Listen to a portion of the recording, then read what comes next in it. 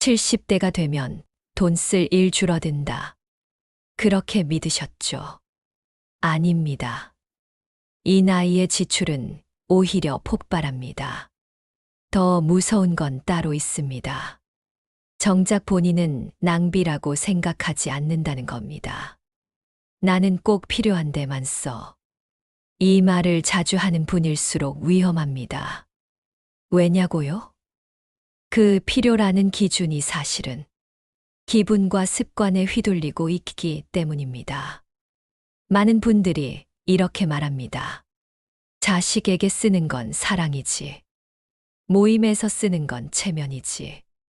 건강에 쓰는 건 투자지. 그럴듯합니다.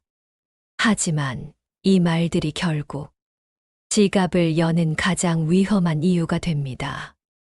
오늘 끝까지 보시면 알게 되실 겁니다. 새고 있는 돈을 틀어막는 법. 그리고 매달 통장이 불어나는 비밀까지. 노후를 걱정해서 여유로 바꾸는 길. 지금부터 시작합니다. 본격적인 이야기에 들어가기 전 작은 부탁 하나 드립니다. 이 영상이 마음에 와 닿으신다면 구독과 좋아요 눌러주세요. 백세지혜는 여러분의 지혜와 마음을 함께 키워가는 공간입니다. 첫 번째 경고입니다. 자녀 손주 지원 과다. 사랑이라는 이름으로 시작되는 지출. 아들이 전세금이 모자라 도와달라 합니다. 딸이 결혼 준비로 돈이 부족하다 말합니다. 손주 학원비가 빠듯하다 하소연합니다. 거절할 수 있으신가요? 대부분은 못합니다. 내가 줄 수 있을 때 도와줘야지. 그 마음으로 지갑을 여는 겁니다. 하지만 문제는 여기서 끝나지 않습니다. 한 번 열린 지갑은 다음이 훨씬 쉬워집니다. 결혼자금, 전세금, 자동차, 그리고 결국 이런 말이 돌아옵니다. 엄마, 아빠, 이번만 더. 그 순간 사랑은 부담으로 바뀝니다. 감사는 사라지고 권리처럼 요구가 됩니다. 사랑으로 건넨 돈. 처음엔 고마워합니다. 하지만 시간이 흐르면 달라집니다. 엄마는 늘 해주셨잖아. 아빠, 이번만 도와줘. 부탁이 반복되면 부담은 커지고 감사는 사라집니다. 심리학자 줄리 레스코프는 말했습니다. 부모 돈에 자주 의존하는 자녀는 경제적 자립이 평균 40% 늦어진다. 이유는 단순합니다. 부모가 해결해 줄 거야. 이 믿음이 깊이 자리 잡기 때문입니다. 우리가 주는 돈은 사랑이 아니라 의존심을 키우는 씨앗이 됩니다. 경제학자 아담 스미스도 이렇게 말했습니다. 사람은 스스로 필요를 채우는 과정에서 가장 크게 성장한다. 하지만 부모의 지갑이 그 성장을 가로막을 수 있습니다. 실제 이야기를 하나 드리겠습니다. 제가 아는 한 어머니가 있었습니다. 큰아들 결혼할 때 1억 원을 줬습니다. 그 후 전세금 보태주고 차도 사주었습니다. 몇 년 뒤 아들이 또 찾아왔습니다. 엄마, 사업 시작하려는데 자금이 필요해. 어머니는 이번엔 거절했습니다. 돌아온 대답은 짧았습니다. 엄마, 이번만 더. 그 순간 어머니는 알았습니다. 내가 스스로 이 버릇을 만든 거구나. 사랑이 권리가 되어버린 걸. 여러분, 착각하지 마십시오. 지금 주는 돈은 유산이 아닙니다. 다시는 채울 수 없는 노후 자금입니다. 오늘 통장에서 빠져나가는 순간, 그 구멍은 평생 메워지지 않습니다. 두 번째 경고는 이것입니다. 자녀 손주 지원. 계획 없이 시작하지 마십시오. 여러분의 통장은 마지막 성천입니다. 한 번 열리면 닫기 어렵습니다. 사랑이라는 이름으로 열어둔 성문. 그 문틈으로 들어오는 건 감사가 아니라 끝없는 요구일 수 있습니다. 이번에는 가족이 아닌 남의 시선이 통장을 무너뜨리는 경우입니다. 백화점에서 명품 가방을 하나 샀습니다. 모임에 들고 나가니 친구들이 말합니다. 우와, 역시 다르네. 그 순간 마음이 꽉 찬 것 같죠. 하지만 그 뿌듯함, 며칠이나 갑니까? 문제는 한 번으로 끝나지 않는다는 겁니다. 가방 다음엔 시계, 시계 다음엔 구두, 그 다음엔 옷, 그리고 스스로 이렇게 말합니다. 이 정도는 내가 써도 돼. 이게 바로 합리화입니다. 사회학자 소스타인 베블러는 이런 소비를 과시적 소비라 불렀습니다. 남에게 보여주기 위해, 지위를 드러내기 위해 쓰는 돈. 이 소비에는 끝이 없습니다. 누군가 더 비싼 걸로 덮어버리면 나도 다시 따라가야 하니까요. 허세는 물건만이 아닙니다. 모임에 갔는데 다들 3만 원짜리 점심을 시킵니다. 나 혼자 1만 원짜리를 먹자니 괜히 눈치가 보입니다. 그래서 그냥 같이 시킵니다. 산악회, 노래교실, 동창 모임, 회비, 식사비, 기념일 선물. 모두 합치면 매달 수십만 원이 됩니다. 심리학자 솔로몬 애시의 동조 실험을 아시나요? 사람들은 답이 틀린 걸 알면서도 주변이 같은 대답을 하면 그냥 거기에 맞춰 버립니다. 소비도 똑같습니다. 남들이 쓰니 나도 써야 할 것 같고, 안 하면 뒤처지는 것 같죠. 하지만 냉정히 생각해 보십시오. 남들은 우리에게 관심이 없습니다. 우리가 얼마를 쓰든 다음 주면 다 있습니다. 프랑스 철학자 파스칼은 말했습니다. 우리는 행복하기 위해서가 아니라 남에게 행복해 보이기 위해 돈을 쓴다. 몽테뉴도 이렇게 남겼습니다. 남의 눈을 의식하는 순간 자유를 잃는다.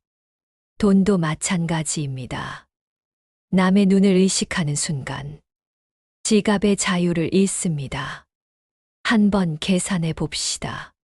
한 달에 20만 원만 허세 소비를 줄여도 1년이면 240만 원, 5년이면 1200만 원입니다. 그 돈으로 여행 한 번, 집안 수리 한 번, 노후 의료비 한 번, 얼마든지 가능합니다. 제가 아는 한 분은 카드값에 허덕이면서도 모임에 나갈 때만큼은 명품 가방과 비싼 외투를 꼭 챙겨 입습니다. 왜 그러냐고 물으니 이렇게 말했습니다. 다들 나 잘 사는 줄 아니까 이미지 유지해야지. 하지만 그 이미지를 유지하는 순간 통장은 무너집니다. 세 번째 경고는 이것입니다. 남의 부러움은 하루면 끝납니다. 하지만 빚은 몇 년이 가도 끝나지 않습니다. 허세와 체면은 지갑에 구멍을 내는 가장 빠른 칼입니다. 진짜 나를 위한 소비가 아니라면 그건 단순한 지갑 도둑입니다. 이번에는 불안입니다. 우리 마음속 가장 깊은 불안. 바로 건강이죠. TV, 홈쇼핑을 보다가 이런 말에 혹해 보신 적 있나요? 이거 하나면 혈액이 맑아집니다. 한 달만 드시면 무릎 통증이 사라집니다. 순간 마음이 덜컥 움직입니다. 왜냐고요? 나이 들수록 건강은 곧 생존이니까요. 문제는 효과가 있는지 확인도 안 하고 산다는 겁니다. 친구가 좋다 하니까, 유명인이 먹는다 하니까, 오늘만 할인이라 하니까 그 말 한마디에 결제를 눌러버립니다. 하버드 의대 연구에 따르면 건강에 대한 불안이 큰 사람일수록 근거 없는 제품을 2배 더 빨리 구매한다고 합니다. 이성보다 불안이 먼저 반응하는 거죠. 네 번째 경고는 이것입니다. 건강이라는 단어 앞에 서서 지갑을 열기 전 최소 하루는 생각하라. 건강은 하루 만에 무너지지 않습니다. 하지만 통장은 하루 만에 비어버립니다. 나이 들면 여행하면서 살아야지. 많은 분들이 이렇게 말합니다. 맞습니다. 여행은 인생의 큰 즐거움이 됩니다. 하지만 그 즐거움이 무리한 지출로 이어질 때 문제는 시작됩니다. 친구 따라가는 해외 패키지, 골프 여행, 크루즈 여행, 이번 한 번만 이렇게 시작합니다. 하지만 다녀오고 나면 또 계획을 세웁니다. 살아있을 때 즐겨야지. 이 명분 하나로 카드 할부를 긁고 심지어 적금을 깨기도 합니다. 영국 소비심리 연구에 따르면 여행 지출의 60%는 진짜 경험이 아니라 과시에서 비롯된다고 합니다. SNS에 올릴 사진, 친구들에게 할 이야기, 남의 부러움을 사기 위한 절반의 여행. 그건 나를 위한 여행이 아니라 남을 위한 소비입니다. 철학자 에픽테토스는 말했습니다. 내가 가진 것에 만족하지 못한다면 세상을 다 가져도 만족하지 못한다. 여행도 똑같습니다. 마음이 여유롭지 않으면 아무리 좋은 곳에 가도 행복은 잠깐뿐입니다. 실제 이야기입니다. 제가 아는 한 부부가 있었습니다. 유럽 3주 여행을 다녀왔습니다. 돌아와 카드 내역을 보고 깜짝 놀랐습니다. 2,200만 원. 그 후 몇 달 동안 부부의 대화 주제는 여행의 추억이 아니라 카드값 걱정뿐이었습니다. 남은 건 사진첩과 빚. 즐거움 대신 무거운 짐이었습니다. 더 무서운 건 기준이 높아진다는 겁니다. 작년엔 동남아, 올해는 유럽, 내년은 더 비싼 곳. 이건 여행이 아니라 지출의 사다리를 타고 오르는 겁니다. 5번째 경고는 이것입니다. 추억은 남아도 빚도 같이 남는다는 것. 여행은 여유로 갈 때만 진짜 여행입니다. 무리해서 가는 건 여행이 아니라 통장을 무너뜨리는 관광입니다. 이번에는 좋은 마음이 지갑을 비우는 경우입니다. 바로 경조사 지출입니다. 명절, 생일, 결혼식, 장례식. 살다 보면 챙길 일이 많습니다. 처음엔 작은 금액으로도 충분했습니다. 하지만 어느 순간 봉투가 점점 두둑해집니다. 이 나이에 너무 적게 넣으면 체면이 안 서지. 내가 형편이 괜찮으니 인심 써야지. 그 마음이 쌓여 경조사는 곧 지출 일정이 됩니다. 행동경제학자 다니엘 카너먼은 말했습니다. 사람은 관계를 지키려는 욕구 때문에 재정적 손실을 쉽게 무시한다. 다시 말해, 혹시 관계가 끊어질까봐 그 두려움 때문에 손해를 감수한다는 겁니다. 하지만 냉정히 생각해 보십시오. 내가 봉투를 조금 덜 넣는다고 정말 관계가 끊어질까요? 오히려 돈으로만 이어진 관계라면 그 관계 자체가 이미 불안한 겁니다. 프랑스 철학자 라 로슈프코는 말했습니다. 돈은 사랑을 살 수 없지만 사랑 없는 관계를 유지하게 만들 수 있다. 경조사 과다 지출이 바로 그렇습니다. 진심보다 액수가 앞서는 관계. 그건 오래 가지 못합니다. 여섯 번째 경고는 이것입니다. 경조사 봉투는 마음만큼만 하십시오. 내 사정을 무시한 인심은 상대방에겐 잠깐의 고마움일 뿐, 내 노후에겐 평생의 짐이 됩니다. 좋은 마음도 지나치면 독이 됩니다.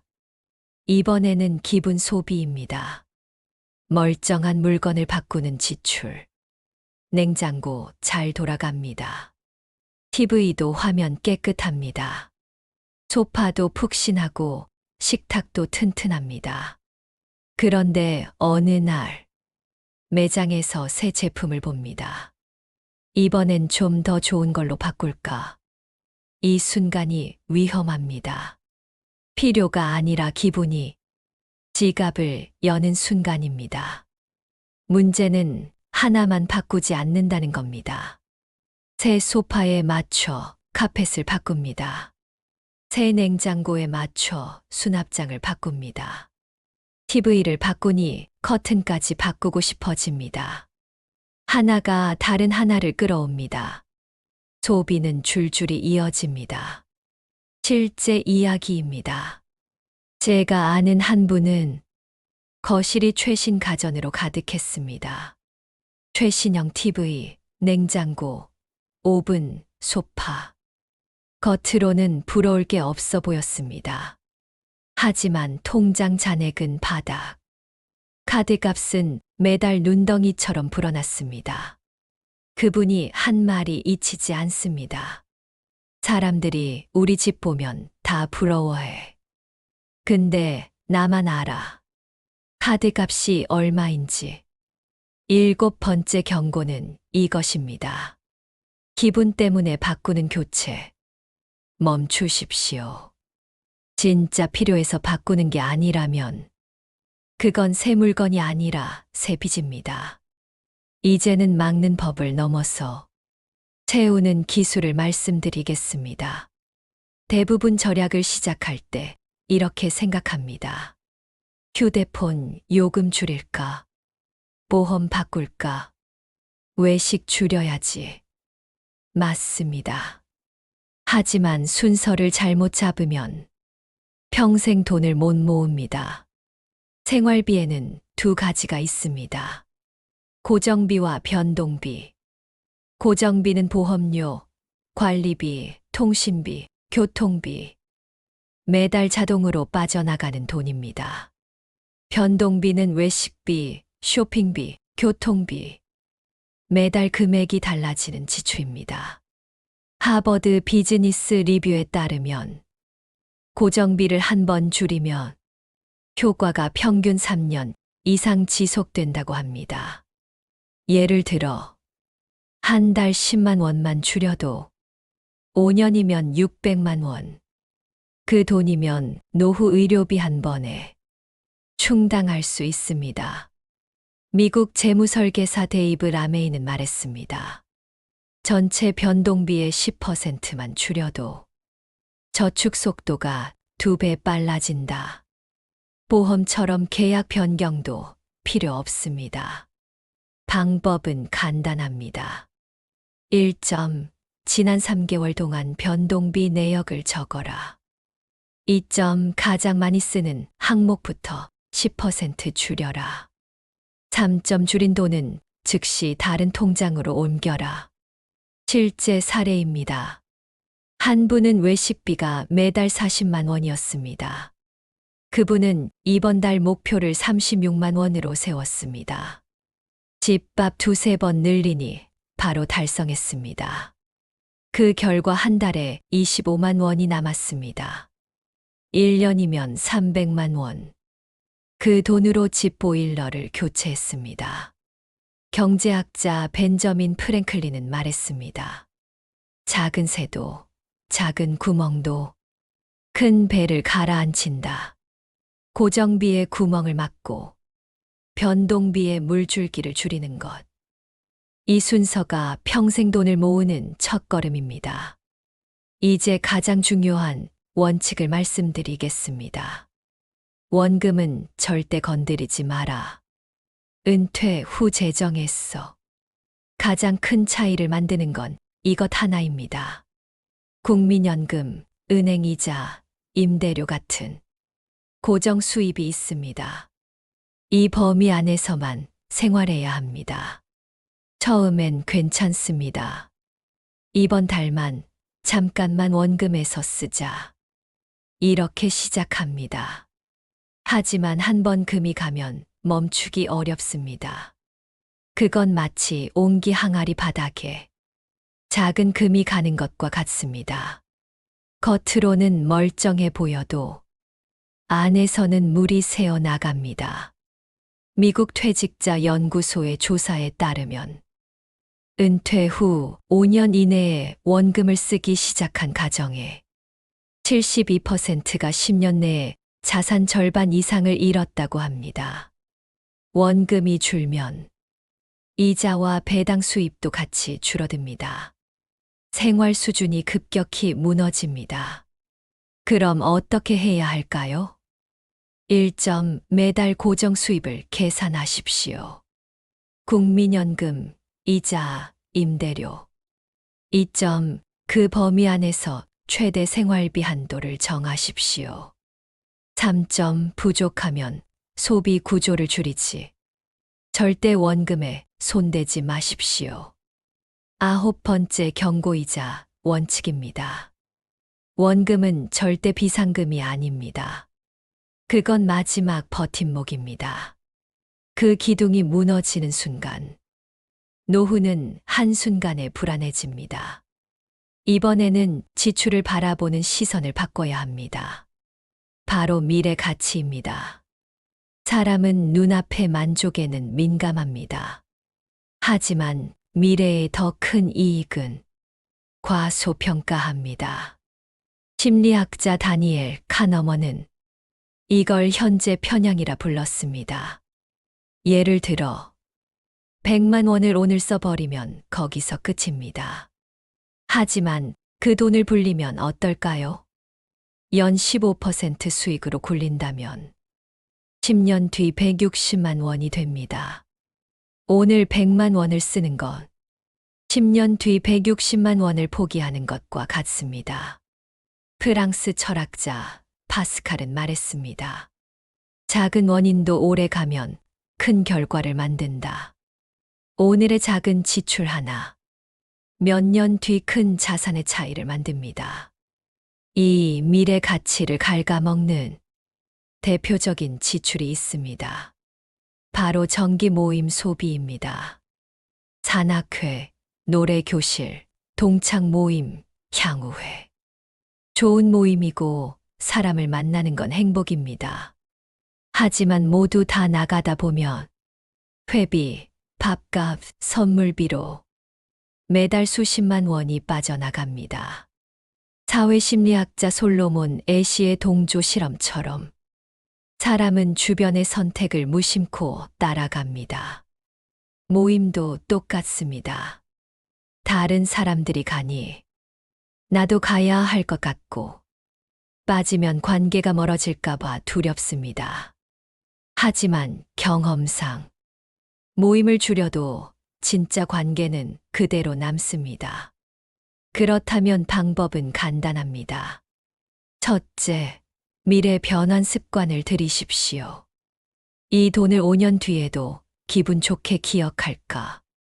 스스로 물어보는 겁니다. 둘째, 모임 다이어트를 하십시오. 정말 오래 가고 싶은 모임. 한두 개만 남기고 나머지는 정리하십시오. 셋째, 기회비용 기록을 하십시오. 줄인 모임비를 모아 다른 목표에 쓰는 겁니다. 실제 사례입니다. 한 분은 모임을 절반으로 줄였습니다. 그 덕분에 매달 40만 원이 남았습니다. 그 돈을 1년 모아 가족 여행 경비 전액을 마련했습니다. 무엇보다 연락하는 친구 수는 달라지지 않았습니다. 10번째 경고이자 기술입니다. 오늘의 즐거움이 10년 뒤 짐이 되지 않게 하라. 미래 가치를 지키면 통장은 줄지 않고 불어납니다.